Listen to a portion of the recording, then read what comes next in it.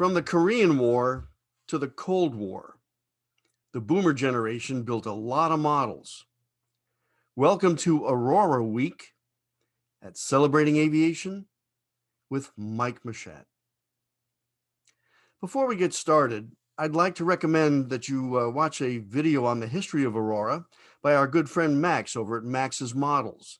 We're going to have a link just below the title, and you can dial that up and look at a really good rundown on the company from West Hempstead, New York. And then you'll be ready to watch 2 episodes of our in-studio series where we have live video of the model collection here in the studio.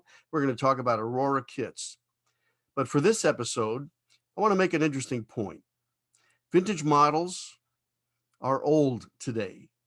The kits are old, and the airplanes, cars, and ships are old in today's world.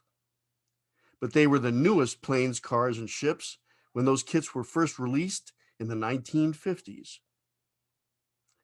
Research airplanes had flown Mach 1, Mach 2, Mach 3, and all the way up to Mach 6 in the space of a decade.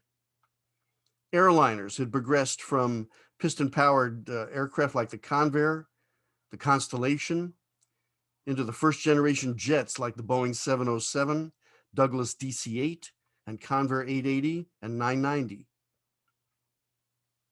Aurora led the way with large-scale airliner kits of all those aircraft, and we're going to be discussing those. The warships have come a long way from old Ironsides to today's modern nuclear supercarriers. But the Navy's first supercarrier was the USS Forrestal, which went into service in 1957. Aurora had a beautiful kit of that.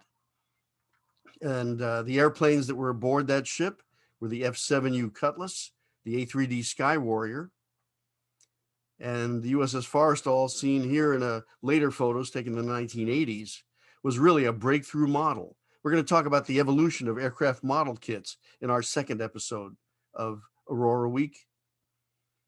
And the only thing more complicated than the direction sheet on a Revell USS Forrestal was the decals. Look at the right side. Every airplane on the flight deck had its own national insignia and Navy title. Pretty tricky if you were an 8, 9, or 10-year-old model builder. During the Cold War, the British V-bombers, the Vulcan that you see here, and aircraft like the Blackburn Buccaneer represented the Western world's deterrent against the Soviet threat, as it was called in those days. And Aurora had models that reflected that. Even the views of the airplane on the box tops were derived from the views from the photos that you saw in those PR images. Russian airliners like the Tu-104 and the Douglas DC-8 were represented by Aurora in some beautiful model kits.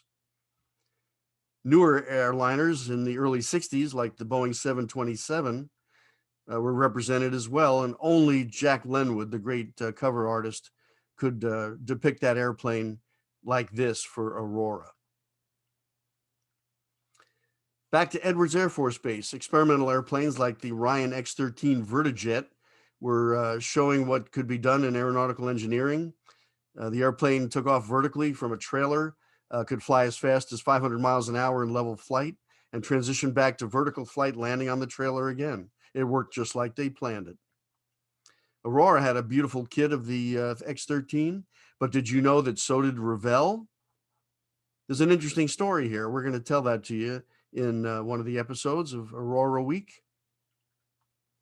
And finally, the X-15 rocket plane. We've covered this many times in our programs, but there's an interesting story here as well. This is an airplane carried aloft by its B-52 mothership, taken to altitudes up to 35,000 feet and launched into space, returning to Earth like a glider, landing back at Edwards, achieving speeds of Mach 6.7 at the peak and 354,000 feet in altitude. And X-15 pilots like Joe Engel won their astronaut wings in this airplane. Revell had a beautiful kit, but not to be outdone, Aurora got the jump and had the satelloid plane a year earlier than Ravel's kit. We've talked about this before, but in the next episode, we're going to be showing you the original satelloid plane, which was molded in white plastic, and the 1962 reissue, which you see here. How did it all happen? Tune in and find out.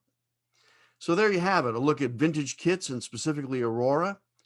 And please tune in this Saturday and the following Saturday for in-studio live episodes of Celebrating Aviation with Mike Machat. My thanks to Glenn Weaver and Jim Keeshan for their support and assistance in making these videos possible. Until next time, take care.